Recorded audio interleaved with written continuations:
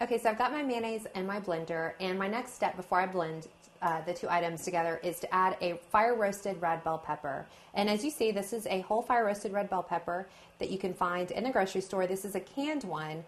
If you would like to use your own or do a different flavor, this is a red pepper. You can use poblano pepper. You can use a yellow pepper. There's many kinds of peppers you can use, so don't limit yourself to just this kind. But I've got one whole one in here, as you can see, and I'm just going to dump the whole thing into my sauce here. And I'm going to go ahead and get the sauce going. The moisture from the bell pepper will make it more saucy and mix well with the mayonnaise.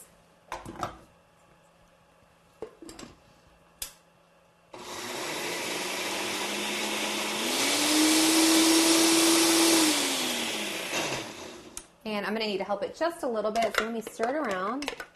There it goes.